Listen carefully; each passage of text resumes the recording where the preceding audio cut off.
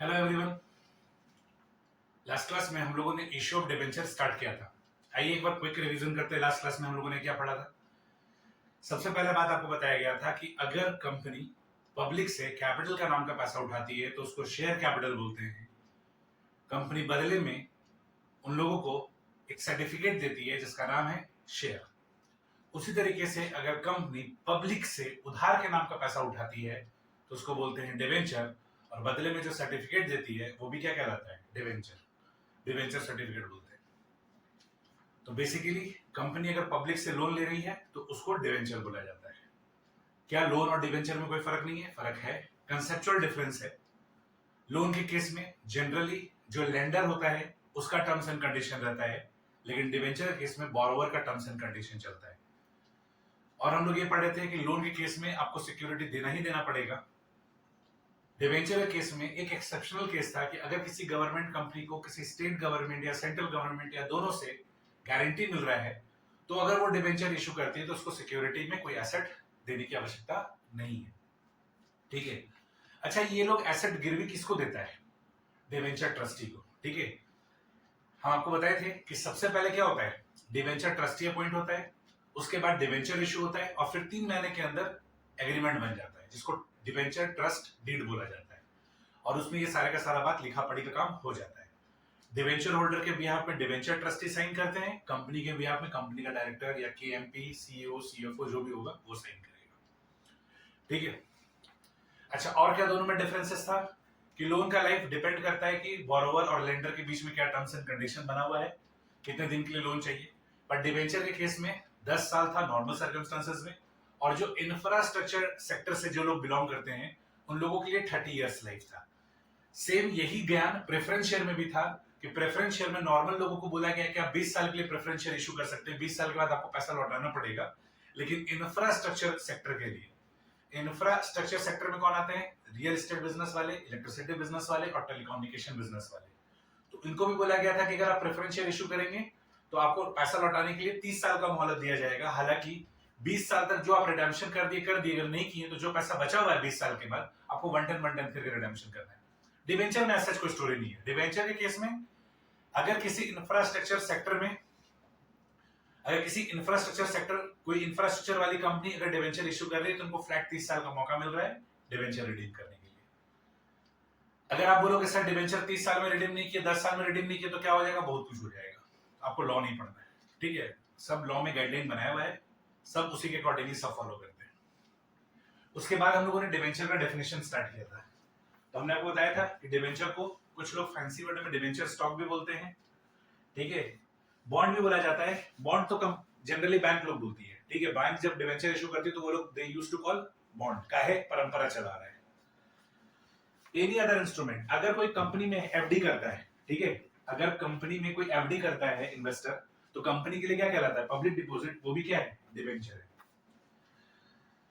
तो इस डिवेंचर के अगेंस्ट कंपनी सिक्योरिटी पे कोई एसेट दे भी सकती है, नहीं भी दे सकती है। 99.99% केसेस में सिक्योरिटी देना होता है। आज ये भी पढ़ लेंगे कि नेचर ऑफ सिक्योरिटी कैसा होता है। और 1% केसेस है, that is very rare case, की गवर्नमेंट कंपनी के केस में बोला गया है कि अगर गवर्नमेंट की तरफ से गारंटी मिल जा रहा है तो गवर्नमेंट कंपनी जब डिवेंचर इशू करेगी तो वो सिक्योरिटी इशू नहीं करेगी, सिक्योरिटी नहीं देगी। फिर उसके बाद पॉइंट नंबर ए और पॉइंट नंबर बी दो एक्सेप्शन था। पॉइंट नंबर बी में तो बोला था कि सच अदर इंस्ट्रूमेंट एज में बी प्रेस्क्राइब। जो पॉइंट नंबर बी में अभी तक कोई भी ऐसा इंस्ट्रूमेंट प्रेस्क्राइब नहीं किया गया है जो कि होता है डेट इंस्ट्रूमेंट, लेकिन उसको डिवेंचर नहीं माना जाएगा। पॉइंट नंबर ए और बी में क्या है? एक्सेप्शन है।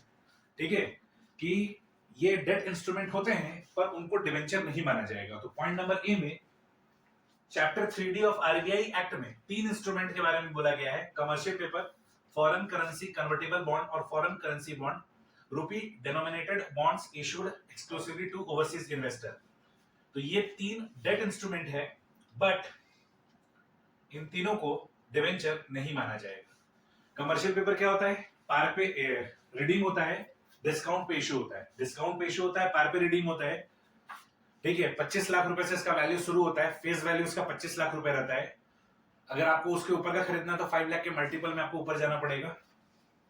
जनरली इसका लाइफ 3 से 6 महीना होता है। 99% केसेस में इसका लाइफ 3 महीना होता है। फॉरेन करेंसी कन्वर्टेबल बॉन्ड का मतलब होता है कि कोई इंडियन कंपनी विदेश में डिवेंचर इशू कर रही है या बॉन्ड इशू कर रही है उनकी करेंसी में। अगर यूएस में इशू कर रहे हैं तो डॉलर में इशू कर रहे हैं, यूके में इशू कर रहे हैं तो पॉन्ड में इशू कर रहे हैं। और अगर कोई इंडियन कंपनी, जो कि हम बताए थे 2021 में एचडीएफसी बैंक ने सबसे पहला इंडिया में रहते रहते उन्होंने भी यूके में क्या किया था, बॉन्ड इशू किया था, रुपी डिनोमिनेटेड बॉन्ड, जिसको प्रैक्टिकल लाइफ में लोग मसाला बॉन्ड भी बोलते हैं। तो ये सब फैंसी वर्ड में आप लोगों को नहीं जाना है। मसाला बॉन्ड, एक ग्रीन मसाला बॉन्ड होता है, उसमें भी दिमाग नहीं लगाना है, आप लोगों को दिमाग लगाना है जो यहाँ पर लिखा हुआ है। तो अगर आपसे डिवेंचर का डेफिनेशन पूछा गया तो डिवेंचर इंक्लूड डिवेंचर स्टॉक से लेकर rupee denominated bond issued exclusively to overseas investor, ये पूरा लिखना पड़ेगा। अगर एग्जाम में आएगा तो 2 to 3 मार्क्स का क्वेश्चन में ये पूछा जाएगा, तो आपको ये पूरा लिखना है। उसके बाद जिनको डिवेंचर इशू किया जा रहा है उनको डिवेंचर होल्डर बोलेंगे। फिर हम लोगों ने फीचर्स पढ़ा था, ठीक है। तो उसमें हम लोग कुछ अनोखा बात क्या सीखे थे कि इसमें फॉरफीचर वाला कॉन्सेप्ट नहीं है। या तो ये डिवेंचर को रिडीम कर दिया जाता है, रिडीम का मतलब होता है रिपेमेंट, इनका पैसा लौटा दिया जाता है, और या तो इनको शेयर्स में कन्वर्ट कर दिया जाता है। बच्चों एक वर्ड का मतलब, एक वर्ड होता है पेमेंट और एक वर्ड होता है रिपेमेंट, दोनों में फर्क क्या है, ठीक है। हमने आपसे माल खरीदा, हमने आपको पैसा दिया, दैट इज पेमेंट। हमने आपसे उधार लिया, बदले में ब्याज दिया, पैसा नहीं चुकाए, उस उधार के बदले हम आपको इंटरेस्ट दे रहे हैं, दैट इज पेमेंट। रिपेमेंट क्या होता है, हमने आपसे पैसा लिया, बदले में आपको पैसा दिया, हमने आपसे पैसा लिया, बदले में हमने आपको पैसा दिया, दैट इज रिपेमेंट, ठीक है। तो लोन के केस में क्या होता है, हम आपसे उधार में पैसा लेते हैं, हम आपको उसका पैसा चुकाते हैं, तो दैट इज रिपेमेंट।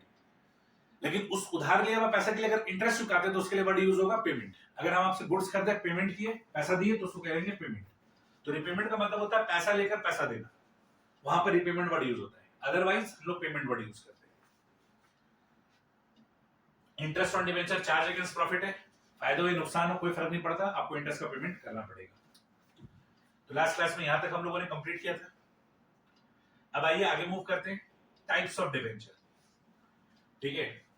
तो अलग अलग पॉइंट ऑफ व्यू से अलग अलग टाइप का डिवेंचर के बारे में डिस्कस किया जा रहा है, ठीक है। अलग अलग पॉइंट ऑफ व्यू से अलग अलग डिवेंचर के बारे में डिस्कस किया जा रहा है। तो सबसे पहला है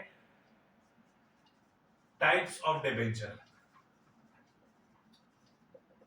तो अगर सिक्योरिटी पॉइंट ऑफ व्यू से जाए तो डिवेंचर 2 तरह का है, एक होता है सिक्योर्ड डिवेंचर और एक होता है अनसिक्योर्ड डिवेंचर। सब बात हम नोट्स में लिख के दिए हैं। एक होता है सिक्योर्ड डिवेंचर, एक होता है अनसिक्योर्ड डिवेंचर।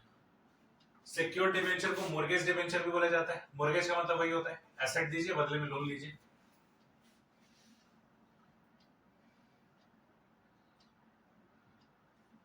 और अनसिक्योर्ड डिवेंचर को हम लोग नेकेड डिवेंचर भी बोलते हैं, ठीक है। अच्छा, क्वेश्चन साइलेंट रहेगा तो डिवेंचर कैसा होता है, सिक्योर्ड होता है। केवल एक केस में डिवेंचर क्या है, अनसिक्योर्ड हो सकता है, वो भी किस केस में, क्या हर government company unsecured debenture issue कर सकती है? नहीं, वो गवर्नमेंट कंपनी जिसको किसी किसी स्टेट गवर्नमेंट या सेंट्रल गवर्नमेंट या दोनों का गारंटी मिला है, वही अनसिक्योर्ड डिवेंचर इशू कर सकती है। नाम से पता चल रहा है, वो डिवेंचर जिसके बदले सिक्योरिटी दिया गया है और वो डिवेंचर जिसके बदले सिक्योरिटी नहीं दिया गया है, उसको क्या बोला जा रहा है, अनसिक्योर्ड डिवेंचर। सिक्योरिटी को टेक्निकल भाषा में चार्ज बोला जाता है। सिक्योरिटी को टेक्निकल भाषा में क्या बोला जाता है, चार्ज। देखिए वहां पे क्या लिखा हुआ है सिक्योर्ड मॉर्गेज डिवेंचर में, These debenture are secured by way of charge on all the asset of the company, ठीक है। सिक्योरिटी बोलो चार्ज बोलो एक ही बात है, इसका मतलब होता है गिरवी। तो वो डिवेंचर जिसको इशू करने पर कंपनी ने अपना कोई ना कोई एसेट गिरवी रखा है, ठीक है, उसको बोला जाता है secured debenture. A charge on the asset of the company is registered with register of company. अच्छा, जब कभी भी कंपनी डिवेंचर इशू करती है और उसके बदले में सिक्योरिटी में कोई एसेट देती है, तो वो रजिस्ट्रार ऑफ कंपनी आरओसी को ये बात बताएगी कि हमने इतना रुपए का डिवेंचर जो इशू किया है उसके लिए फलाने फलाने एसेट को गिरवी किया है, ठीक है। ये चीज बताना मैंडेटरी है, ये बात लॉ में लिखा हुआ है। नहीं तो प्रैक्टिकल लाइफ में इसमें भी बहुत बड़ा कांड हो सकता है। क्या कांड हो सकता है, जैसे मान लो मेरे पास 10 लैंड एंड बिल्डिंग है और 20 प्लांट एंड मशीनरी है। हमने क्या किया था, ये सारा का सारा गिरवी देखकर मान लो हमने 1000 करोड़ रुपए का डिबेंचर इशू कर दिया, ठीक है।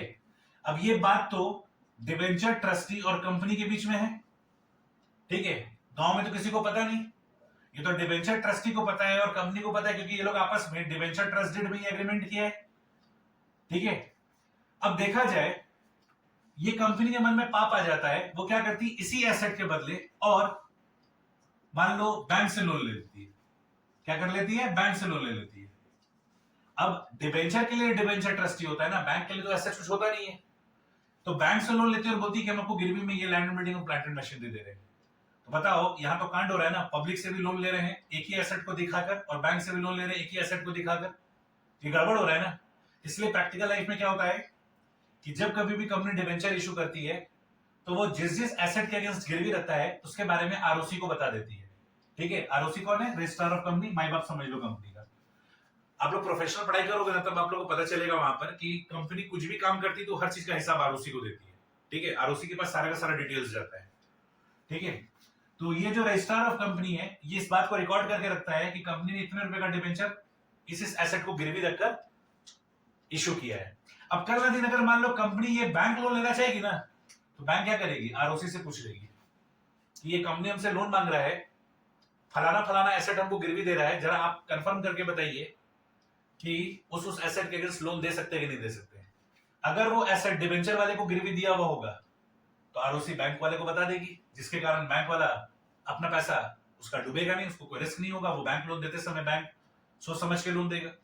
तो आरओसी को सारे का सारा डिटेल दे दिया जाता है।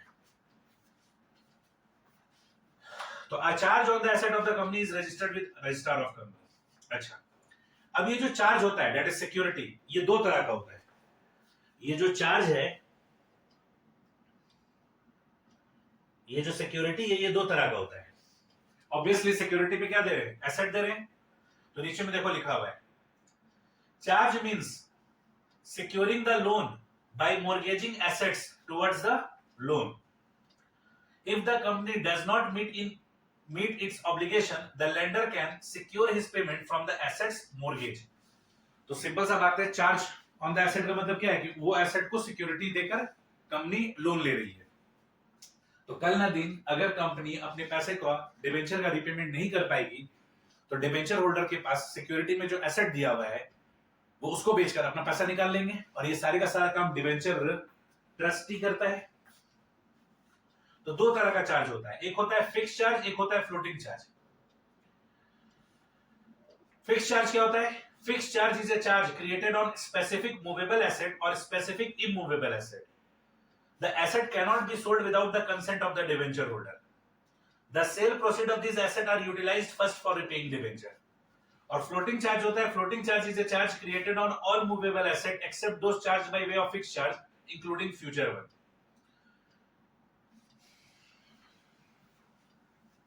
आइए सारा बात सरल शब्दों में समझते हैं। हम एक चार्ट बना लो, समझ में आ जाएगा।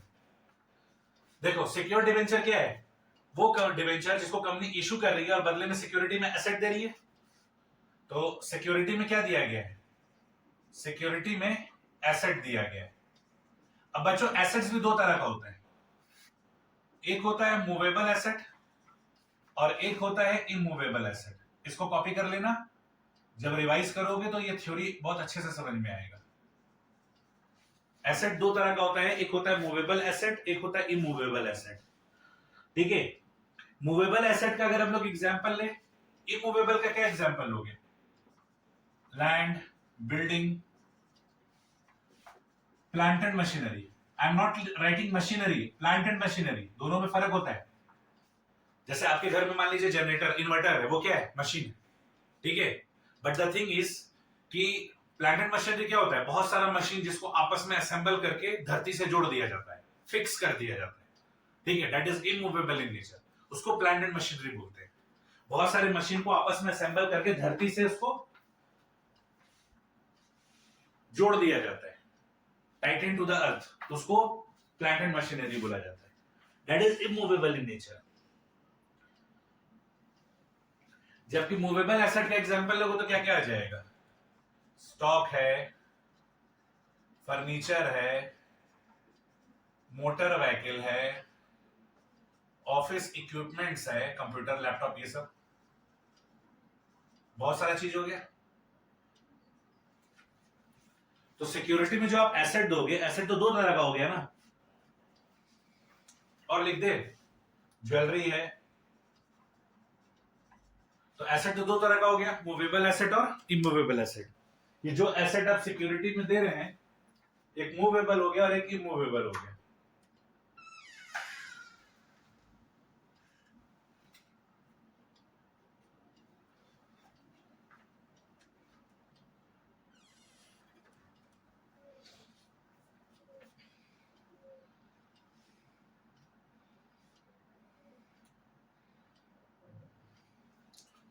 अच्छा, अब ये भी दो तरह का होता है, एक होता है स्पेसिफिक, एक होता है जनरल। स्पेसिफिक को ही बोला जाता है फिक्स्ड चार्ज,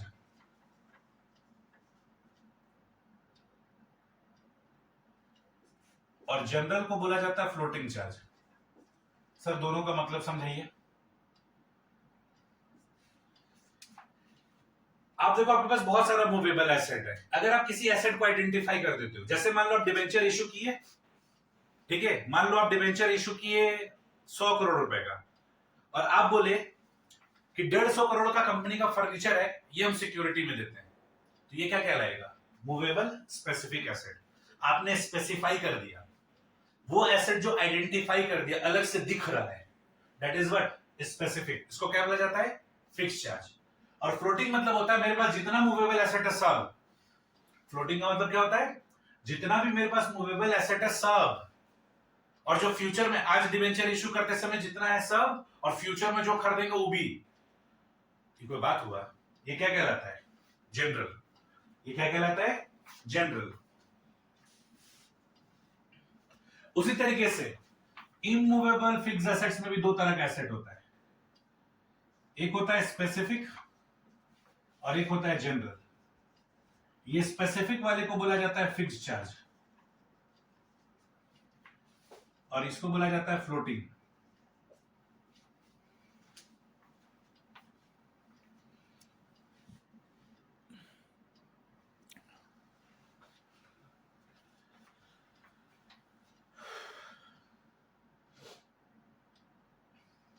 आइए एक बार फिर से नोट्स देखते हैं। Secure debenture, this debenture are secured by way of charge on the asset of the company. तो ये चीज तो समझ में आ गया कि कंपनी अगर डिबेंचर इशू कर रही है तो गिरवी में जो एसेट दे रही है उसको क्या बोला जा रहा है? चार्ज बोला जा रहा है। ठीक है, सिक्योरिटी चार्ज एक ही बात है। A charge on the asset of the company is registered with ROC। Registrar of company में इसको रजिस्टर करवा देते हैं कि भाई हम फलाना रुपए का डिबेंचर इशू किए फलाना एसेट के बदले। ठीक है, कंपनी कुछ भी हरकत करती है उसके ऊपर इतना नियम कानून बनाया हुआ है कि वो कोई तरह का गलत काम कर ही नहीं पाएगी। तो फ्यूचर में अगर कंपनी के मन में पाप भी आ जाएगा ना तो वो गलत काम नहीं कर पाएगी, इसलिए इस तरीके का नियम कानून बनाया हुआ है। अब ये जो चार्ज होता है ये दो तरह का होता है। चार्ज का मतलब क्या लिखा हुआ है? Securing the loan. Securing the loan का मतलब लोन लेना, बाय मॉर्गेजिंग एसेट। एसेट गिरवी देखकर, एसेट गिरवी रखकर लोन लेना, सिक्योरिंग द लोन। अगर फ्यूचर में कंपनी अपने ऑब्लिगेशन को, लोन का पैसा नहीं लौटा पा रही है, इंटरेस्ट का पेमेंट नहीं लौटा पा रही है, तो ये जो गिरवी में एसेट रखा हुआ है इसको बेचकर कंपनी फिर जो लोग उधार दिया वो लोग अपना पैसा निकाल सकते हैं। तो चार्ज दो तरह का है, फिक्स चार्ज और फ्लोटिंग चार्ज। तो फिक्स चार्ज किसको बोला जा रहा है? फिक्स चार्ज का मतलब जो आप एसेट को आइडेंटिफाई करके डिवेंचर इशू कर रहे हैं। मान लीजिए आप 100 करोड़ का डिवेंचर इशू किए और बता दिए कि इसके एवज में 150 करोड़ का हम फर्नीचर गिरवी रखते हैं। ये बात कहां लिखा हुआ है? डिवेंचर ट्रस्ट डीड में। कंपनी पहले 100 करोड़ का डिवेंचर इशू कर ली और 3 महीने के अंदर डिवेंचर ट्रस्टी के साथ ये एग्रीमेंट कर ली कि जो 100 करोड़ का डिवेंचर इशू किए हैं वो एक्चुअली 150 करोड़ के फर्नीचर के बदले किए। तो ये क्या कहलाएगा? Fix charge, that is specific movable asset.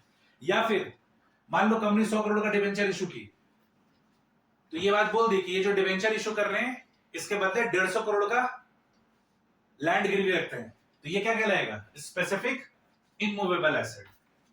ठीक है, 100 करोड़ का डिवेंचर इशू कर रही है कंपनी, क्या बोल रही है? बोल रही है रुपीज 150 करोड़ का फर्नीचर मॉर्गेज्ड,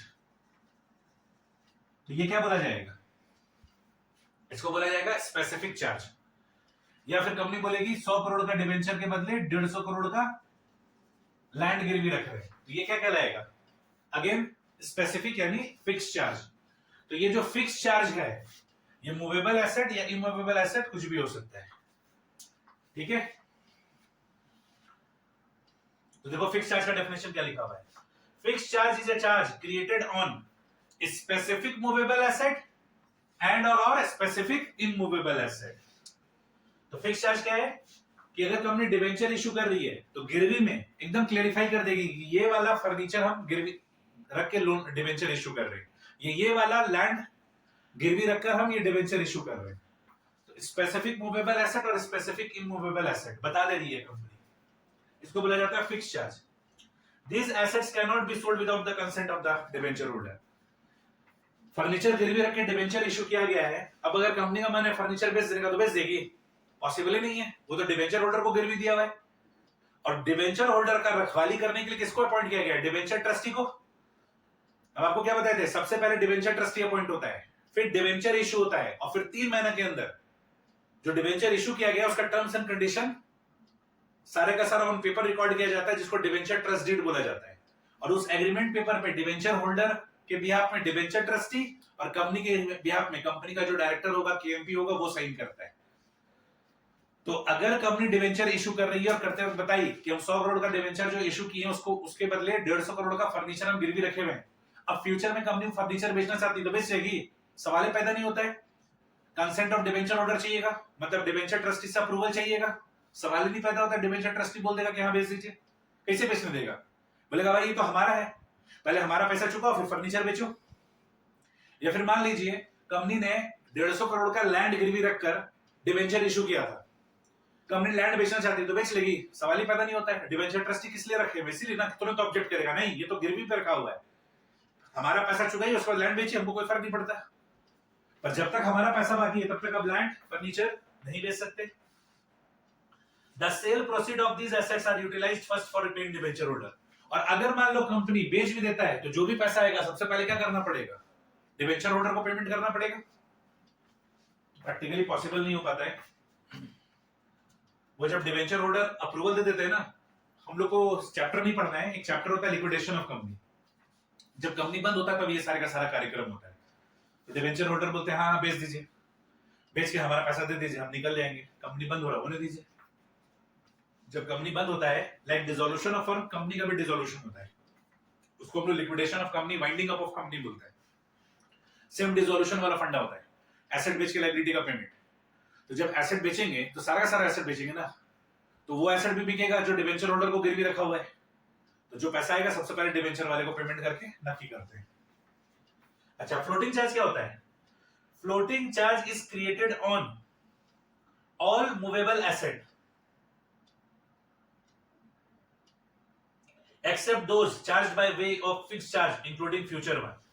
तो कह रहा है कि फ्लोटिंग चार्ज केवल और केवल मूवेबल एसेट पे क्रिएट करने मिलता है, इस पे तो अलाउड ही नहीं है। देखो डेफिनेशन में लिखा हुआ है, फ्लोटिंग चार्ज क्या होता है? Floating charge is a charge created on all movable asset.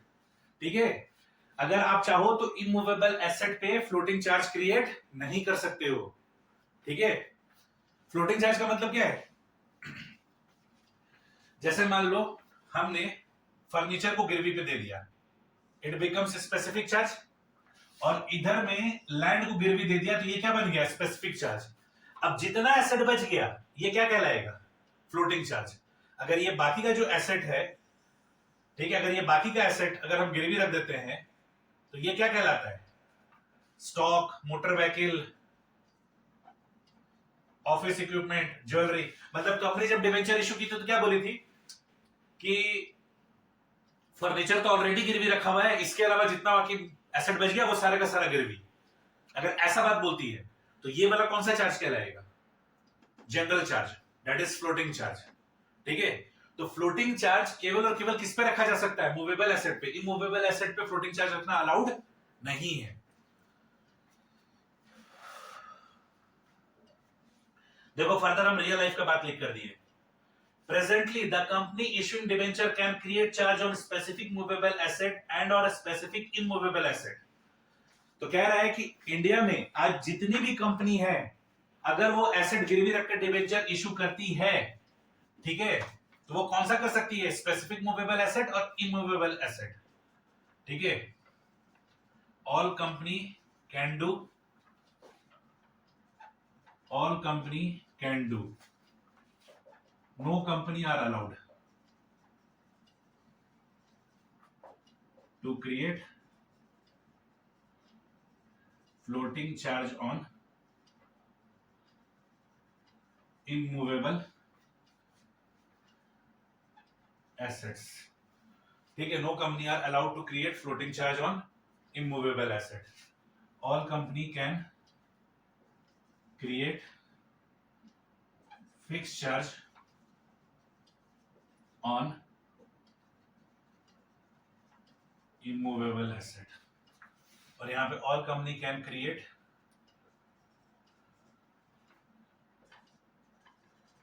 Fixed charge on movable asset, ठीक है। मतलब इंडिया में जितना भी कंपनी है, ठीक है, बेसिकली दो तरीके से कंपनी को क्लासिफाई करो, एक एनबीएफसी और एक अदर्स, ठीक है। एनबीएफसी बोले तो वो कंपनी जो बैंक जैसा काम करती है, वो कंपनी जो बैंक वाला काम करती है, ठीक है, लोन लेती है, लोन देती है, ठीक है। एनबीएफसी का एग्जांपल लिखना चाहोगे?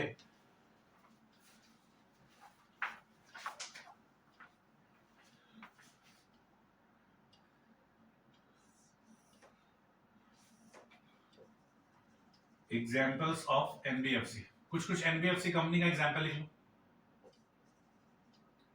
पहले तुम लोग का नाम लिखते हैं ना, मुथूट फाइनेंस, ये सब नाम सुने होंगे।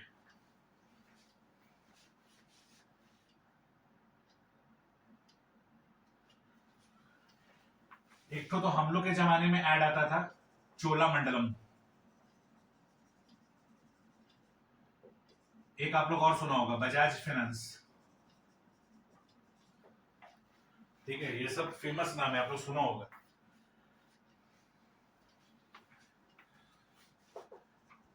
Mahindra and Mahindra financial service limited,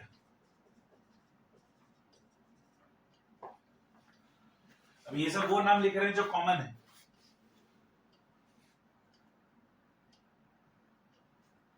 L&T finance limited, ये सब कुछ एग्जांपल्स है। लिस्ट बहुत बड़ा है ना, इंडिया में एक दो एनबीएफसी कंपनी नहीं है, बहुत सारा एनबीएफसी कंपनी है, तो लिस्ट बहुत बड़ा है।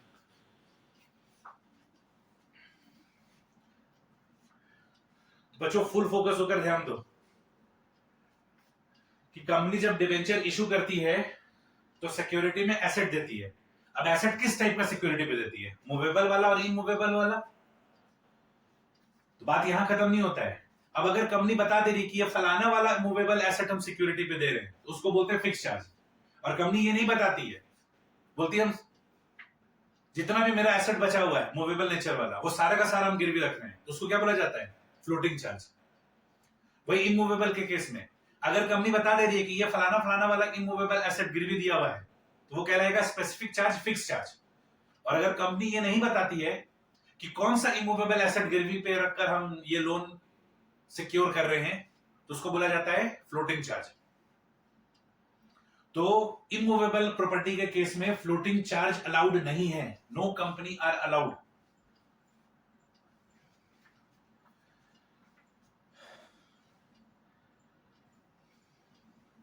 तो देखो क्या लिखा हुआ है, presently the companies issuing debenture can create charge on specific movable asset और स्पेसिफिक इमूवेबल एसेट। तो आज के डेट में इंडिया में जितनी भी कंपनी है, सारे के सारे जो भी डिबेंचर इशू करेगी, वो बदले में अगर एसेट गिरवी रखेगी तो कौन सा नेचर का होना चाहिए, फिक्स चार्ज, ठीक है। जैसे मान लो रिलायंस लिमिटेड, अदर्स में कौन आ गया, Reliance limited. Reliance debenture issue कर रहा है, वो बता रहा है कि हम गिरवी में एसेट दे रहे हैं। कौन सा एसेट दे रहे हैं, मूवेबल या इमूवेबल, कोई भी एसेट गिरवी रख रहे हैं, तो उसको बताना पड़ेगा कि कौन सा वो मूवेबल एसेट गिरवी रख रहा है। उसको बताना पड़ेगा कि ये फर्नीचर दे रहा है, ये कंपनी का स्टॉक को गिरवी रख रहा है, कंपनी का गाड़ी को गिरवी रख रहा है, या फिर इमूवेबल केस में कंपनी का लैंड को गिरवी रख रहा है, कंपनी के प्लांट एंड मशीनरी को गिरवी रख रहा है। तो रिलायंस को बताना पड़ेगा कि वो कौन सा मूवेबल एसेट या कौन सा इमूवेबल एसेट गिरवी पे रखकर डिवेंचर इशू कर रहा है। ठीक है, एनबीएफसी को, एनबीएफसी हम आपको एग्जांपल लिए, एनबीएफसी को ये लिबर्टी दिया गया है, वो जब इमूवेबल एसेट गिरवी रखेगी तो वो तो स्पेसिफिक वाला इमूवेबल एसेट गिरवी रखेगी। जैसे मान लो बजाज फाइनेंस लिमिटेड, मान लो Bajaj finance limited debenture issue कर रहा है, तो जब वो डिवेंचर इशू करेगा तो फिर उस केस में इमूवेबल एसेट अगर वो गिरवी रखेगा तो उसको बताना पड़ेगा कि वो कौन सा इमूवेबल एसेट गिरवी पे रख रहा है। ठीक है, स्पेसिफिक उसको बताना पड़ेगा। फ्लोटिंग तो अलाउड ही नहीं है, नो कंपनी, किसी भी कंपनी को अलाउड नहीं है। लेकिन वही अगर Bajaj finance limited debenture issue कर रहा है तो मूवेबल एसेट के केस में उसको स्पेसिफिक या फ्लोटिंग दोनों अलाउड है। ठीक है,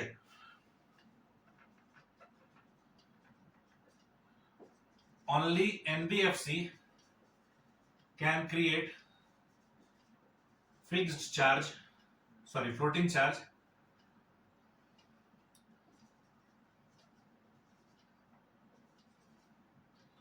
on immovable asset।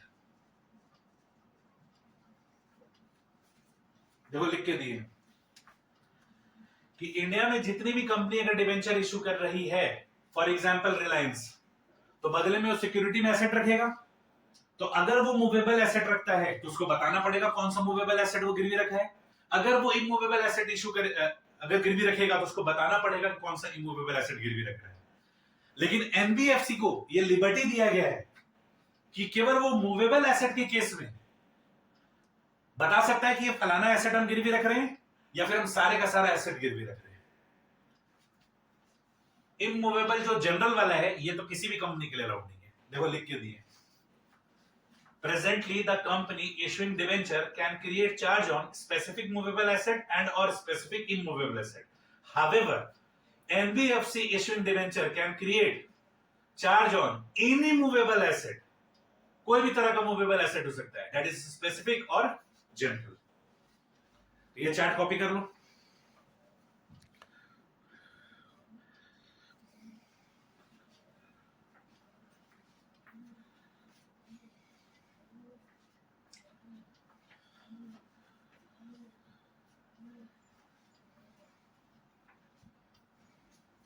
तो बच्चों अभी तक हम लोग क्या पढ़े सर? आज हम लोग टाइप्स ऑफ डिवेंचर स्टार्ट किए हैं। तो सबसे पहला सिक्योरिटी पॉइंट ऑफ व्यू से हम लोग पढ़ रहे हैं कि डिवेंचर दो तरह का होता है, एक होता है सिक्योर्ड या फिर मॉर्गेज डिवेंचर, एक होता है अनसिक्योर्ड या फिर नेकेड डिवेंचर। सिक्योर्ड डिवेंचर किसको बोलते हैं सर? वो डिवेंचर जिसको इशू करने के दौरान कंपनी ने ये बात बता दिया कि ये डिवेंचर किस फलाने एसेट से सिक्योर्ड है, तो उसको क्या बोला जा रहा है? Secured debenture. तो कंपनी जब डिवेंचर इशू करेगी तो सिक्योरिटी में एसेट देगी। अब एसेट भी तो दो तरह का होता है, मूवेबल और इमूवेबल। ठीक है, वो एसेट जिसको आप गुड़का सकते हैं, वो एसेट जिसको आप नहीं गुड़का सकते। तो वो एग्जांपल ले लिए, एक मूवेबल एसेट में कंपनी का क्या हो सकता है? Stock, furniture, motor vehicle, office equipment. Jewellery तो कंपनी का नहीं होगा। अब रिलायंस लिमिटेड थोड़ी 10 किलो सोना लाद कर घूमता होगा। हाँ, लेकिन इन्वेस्टमेंट हो सकता है। ठीक है, इन्वेस्टमेंट हो सकता है, ये मूवेबल नेचर का है। और इनमूवेबल नेचर में क्या हो जाएगा? Land, building, plant and machinery. इस एग्जांपल को लिखो ही मत, सबसे बढ़िया एटसेट्रा लिख के छोड़ दो। अब अगर कंपनी डिबेंचर इशू करने के दौरान बता दी कि ये फलाना एसेट हम सिक्योरिटी पे दे रहे हैं, तो वो कहलाता है फिक्स चार्ज। और कंपनी कहती है कि इस एसेट को छोड़कर बाकी जितना एसेट है वो सारा का सारा सिक्योर्ड है इस डिबेंचर के अगेंस्ट। देखो, कंपनी एक बार डिबेंचर इशू की तो बोली मेरा फर्नीचर 100 करोड़ का डिबेंचर हम इशू कर रहे हैं, उसमें हम 150 करोड़ का फर्नीचर क्या कर रहे हैं? सिक्योरिटी पे दे रहे हैं। बात खत्म हो गया। अब कंपनी के पास और सारा एसेट है। नेक्स्ट टाइम कंपनी फिर डिबेंचर इशू की, बोली ना कि पिछले बार तो फर्नीचर सिक्योरिटी पे दिए थे, अब इसके अलावा जितना भी मूवेबल नेचर का एसेट बचा हुआ सारा का सारा गिरवी रख रहे हैं। तो क्या ऐसा कोई भी कंपनी कर सकती है? केवल एनबीएफसी कर सकती है। यही बात यहां लिखा हुआ है। इमूवेबल नेचर में भी स्पेसिफिक और जनरल होता है। कि अगर कंपनी डिबेंचर इशू करने में बता दी कि हम 100 करोड़ का डिबेंचर इशू कर रहे हैं, बदले में 150 करोड़ का 125 करोड़ का हम लैंड दे रहे हैं, तो ये क्या कहलाएगा? Specific charge, fix charge. अगर आप एसेट को आइडेंटिफाई कर पा रहे हैं, अगर कंपनी क्लियर कट बता दे रही है कि फलाना एसेट हम इस डिबेंचर के अगेंस्ट सिक्योरिटी पे दे रहे हैं, तो वो क्या कहलाता है? Fix charge. और अगर ये बात नहीं बताती है कि हम कौन सा एसेट सिक्योरिटी पे दे रहे हैं, सारा का सारा एसेट पे सिक्योरिटी पे दे रहे हैं, तो वो क्या कहलाता है? Floating charge. तो वही तो कह रहा है कि कोई भी कंपनी इमूवेबल एसेट को फ्लोटिंग चार्ज के द्वारा क्रिएट नहीं कर सकती। कोई भी कंपनी का डिबेंचर इशू करेगी तो वो इमूवेबल एसेट से फ्लोटिंग चार्ज क्रिएट नहीं कर सकती। यही बात तो यहां पर बोल रहे हैं। तो सिंपल सा बात है कि no company are allowed to create floating charge on immovable asset. ठीक है? तो जैसे मान लो जितनी भी कंपनी है, सारी कंपनी को ये लिबर्टी है कि वो मूवेबल एसेट अगर गिरवी पे दे रही है तो उसको स्पेसिफिक बताना पड़ेगा, इमूवेबल एसेट गिरवी रख रही है तो स्पेसिफिक बताना पड़ेगा। ऑल कंपनी कैन क्रिएट, ठीक है, इंक्लूडिंग एनबीएफसी, इंक्लूडिंग एनबीएफसी।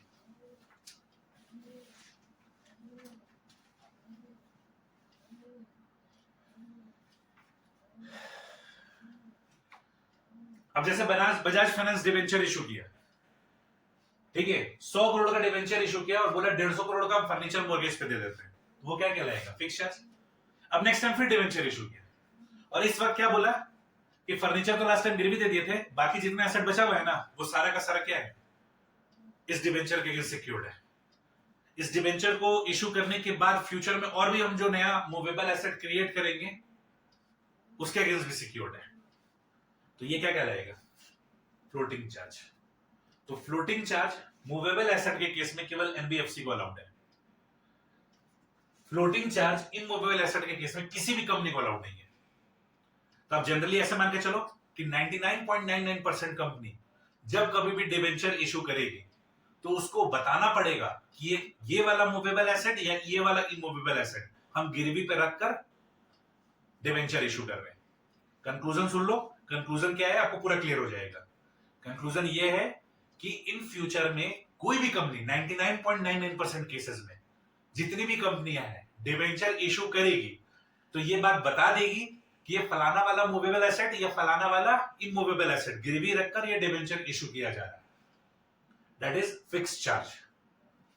और केवल एनबीएफसी को लिबर्टी दिया गया है कि वो फ्लोटिंग चार्ज क्रिएट कर सकती है मूवेबल एसेट में। मतलब एनबीएफसी को ये लिबर्टी दिया गया है कि उसके पास जितना भी मूवेबल एसेट है उसको एक एक करके मार्क करने का जरूरत नहीं कि ये फलाना एसेट के लिए हम डिवेंचर इशू कर रहे हैं, इसके अगेंस्ट डिवेंचर इशू कर रहे हैं। एक एग्जांपल ले लो, वही तो बोल रहे हैं कि जैसे मान लो बजाज फाइनेंस लिमिटेड है, 100 करोड़ का डिवेंचर इशू किया, वो बता दिया कि 150 करोड़ का फर्नीचर दे रहे हैं बजाज फाइनेंस, तो वो क्या कहलाया? Specific charge. अब नेक्स्ट टाइम बजाज फाइनेंस फिर 100 करोड़ का डिवेंचर इशू कर रहे हैं, लेकिन उसके अगेंस्ट जो सिक्योरिटी पे दे रहा है वो एसेट आइडेंटिफाई नहीं कर रहा है, वो कह रहा है फ्लोटिंग चार्ज है। मतलब जितना भी एसेट है अदर देन फर्नीचर सब में सबके अगेंस्ट वो सिक्योर्ड है, तो वो क्या कहलाएगा? Floating charge. तो ये लिबर्टी केवल एनबीएफसी के लिए दिया गया है, ठीक है। बाकी इसके अलावा जितनी भी कंपनी होगी अगर वो मूवेबल एसेट गिरवी रखेगी या इमूवेबल एसेट गिरवी रखेगी तो उसको बताना पड़ेगा कि कौन सा मूवेबल एसेट गिरवी रखा जा रहा है, कौन सा इमूवेबल एसेट गिरवी रखा जा रहा है। That's it.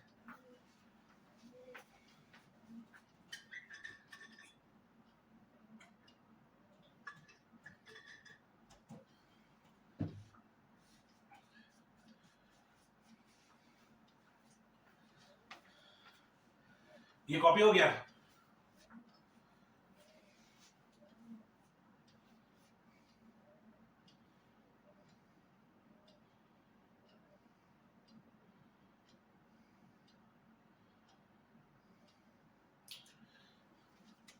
हम लोग ऐसे भी कंक्लूजन लिख सकते हैं,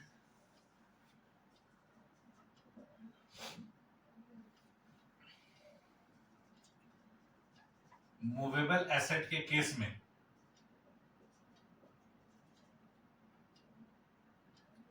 fix charge all company including NBFC,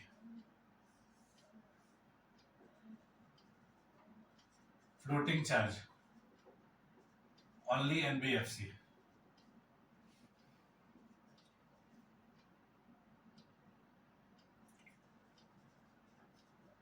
immovable assets के केस में fix charge all company, floating charge no one.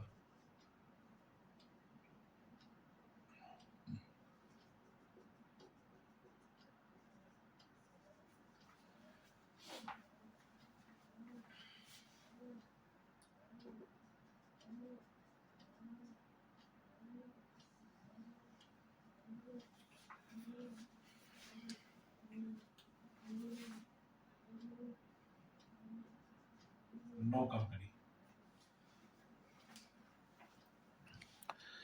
ये बात हुआ केवल सिक्योर्ड एसेट का।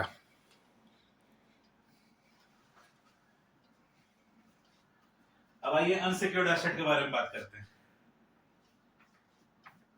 अनसिक्योर्ड डिबेंचर क्या होगा? This debenture are not secured by way of charge on the asset of the company. मतलब कंपनी डिबेंचर इशू कर रही है और बदले में सिक्योरिटी में कोई एसेट दे ही नहीं रही है। तो केवल एक केस में ऐसा पॉसिबल है, अगर वो कंपनी कौन हो? Government company. देखो लिख दिए, presently the government company which is fully secured by the guarantee given by the central government or one or more state government or by both can issue naked या unsecured debenture। तो हर government company unsecured debenture issue नहीं कर सकती है, वही government company unsecured debenture issue कर सकती है। वही government company unsecured debenture issue कर सकती है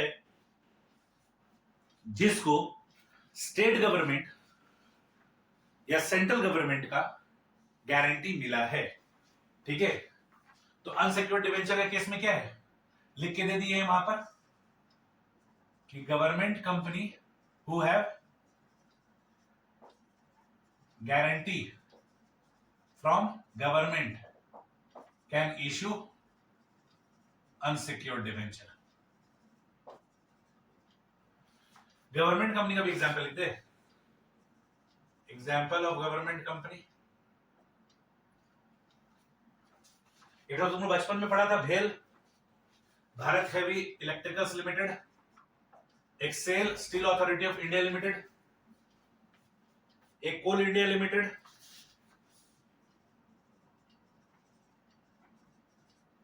जल्दी जल्दी बोर्ड पर कॉपी करो।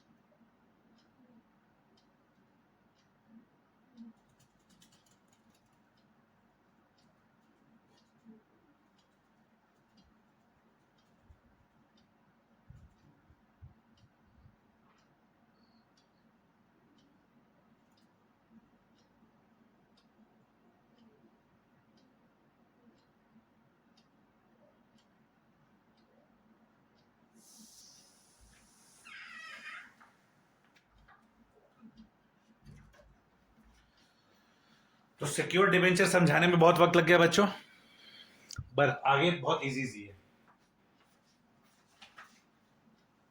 तो अनसिक्योर्ड डिबेंचर केवल वही गवर्नमेंट कंपनी इशू कर सकती है, सारी गवर्नमेंट कंपनी इशू नहीं कर सकती है। केवल वही गवर्नमेंट कंपनी इशू कर सकता है जिसको गवर्नमेंट से गारंटी मिला है। कौन गवर्नमेंट? या तो स्टेट गवर्नमेंट्स, बहुत सारे स्टेट गवर्नमेंट इंडिया में, या तो फिर सेंट्रल गवर्नमेंट। तो ये हो गया सिक्योरिटी पॉइंट ऑफ व्यू से। अब रिडेम्पशन पॉइंट ऑफ व्यू से,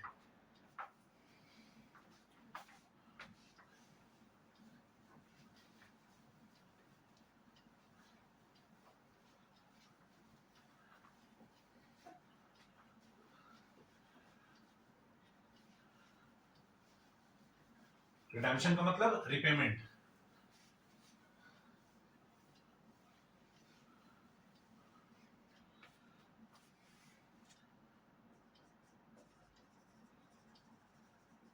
रिडेम्पशन का मतलब होता है रिपेमेंट, पैसा चुकाना। तो रिडेम्पशन पॉइंट ऑफ व्यू से दो तरह का डिवेंचर होता है, redeemable debenture, irredeemable debenture.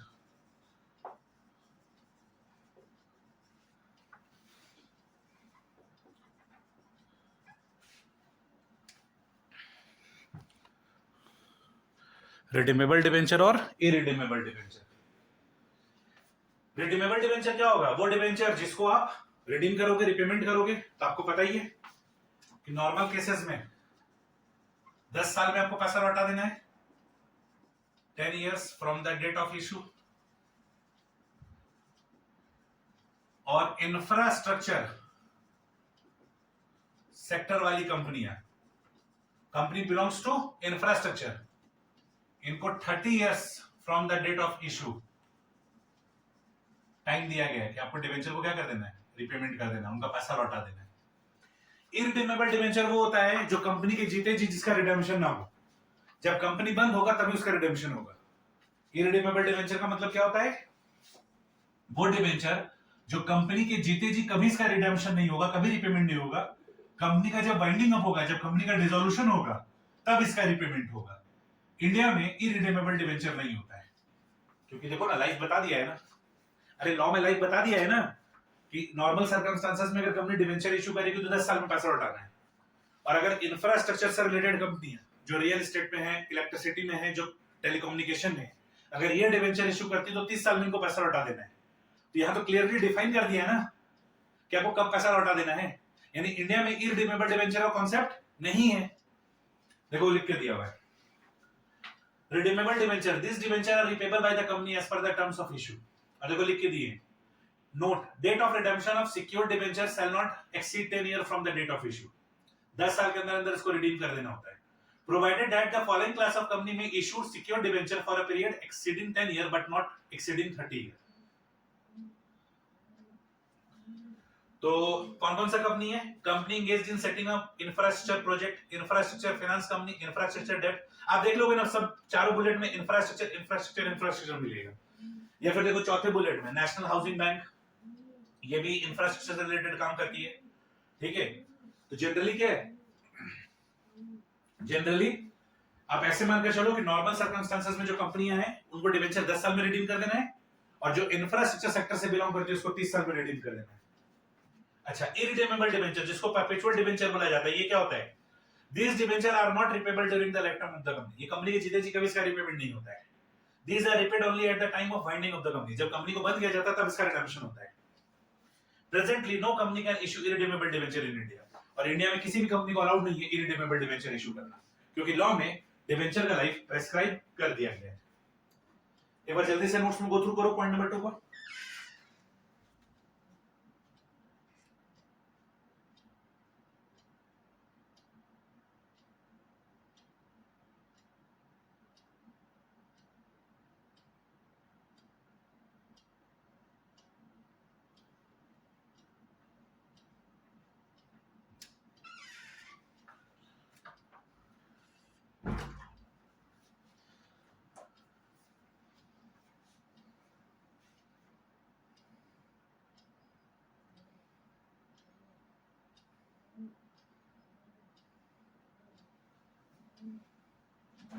Next, अब तीसरा कैटेगरी कन्वर्टेबिलिटी। अच्छा बच्चों, अगर क्वेश्चन साइलेंट और डिबेंचर क्या होगा? सिक्योर्ड होगा। अच्छा कैसा होगा? रिडीमेबल होगा। अगर हम एक डिबेंचर को उठाए इंडिया में इन जनरल, तो इसका नेचर कैसा होगा? ये सिक्योर्ड होगा और जनरली क्या होगा? रिडीमेबल होगा। इरिडीमेबल डिबेंचर अलाउड ही नहीं है।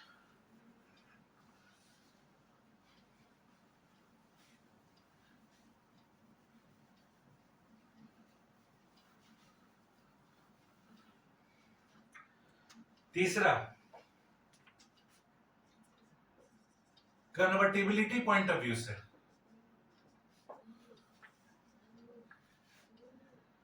एक होता है कन्वर्टिबल डिबेंचर और एक होता है non convertible debenture. Convertible debenture का मतलब होता है वो डिबेंचर जो फ्यूचर में जाकर इक्विटी शेयर में कन्वर्ट हो जाएगा।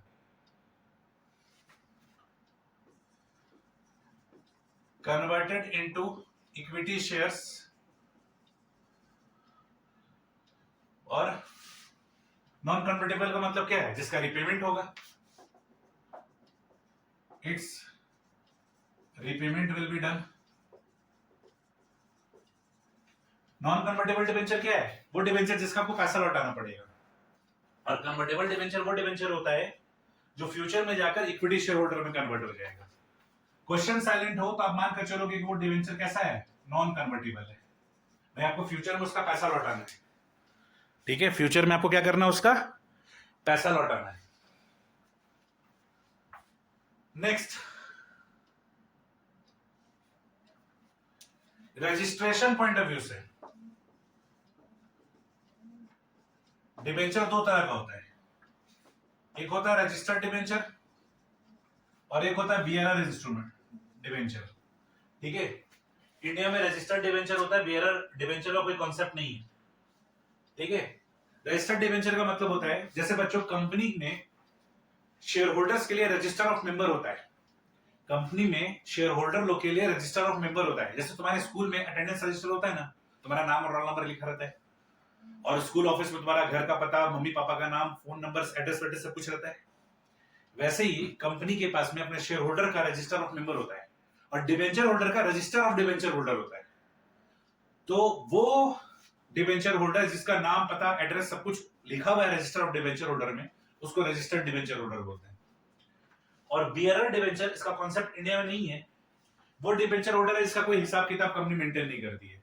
मतलब वो डिबेंचर आज मेरे पास, कल आपके पास, परसों किसी और के पास गुड़कते रहता है। ठीक है, तो ऐसा डिबेंचर का कॉन्सेप्ट इंडिया में नहीं है। इंडिया में जनरली जो डिबेंचर होती है वो क्या होती है? रजिस्टर्ड डिबेंचर होती है। बच्चों लॉन्ग क्वेश्चन में ये थ्योरी आता है कि define debenture and its types of debenture, इसलिए हम इतना मेहनत करके आपको पढ़ा रहे हैं। ठीक है, अगर ये थ्योरी लॉन्ग क्वेश्चन में नहीं आता ना, बिलीव मी हम नहीं पढ़ाते, ऊपर ऊपर रीडिंग करके पार कर देते। ये इतने डीप में हम आपको नोट्स लिख के नहीं देते। ठीक है, हालांकि हम आपको बोल रहे नहीं लिख के देते, लिख के तो तब भी देते, पढ़ाते तो तब भी। बट द थिंग इज कि पढ़ा हुआ रहेगा, समझा हुआ रहेगा तो एग्जाम में अच्छे से लिख पाओगे। नेक्स्ट है coupon rate.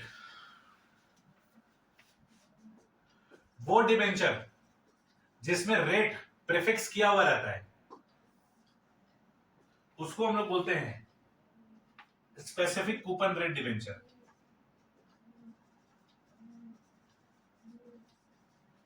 Example 6% debenture, 8% debenture. तो ये क्या बोलेंगे? Specific coupon rate debenture. इसका डिबेंचर का जो रेट है, रेट ऑफ इंटरेस्ट है, वो डिफाइन किया हुआ है। और एक होता है जीरो कूपन रेट डिबेंचर। ठीक है, ये भी इंडिया में बहुत फेमस है, zero coupon rate. Question silent रहेगा तो आप क्या मानोगे? Specific coupon rate.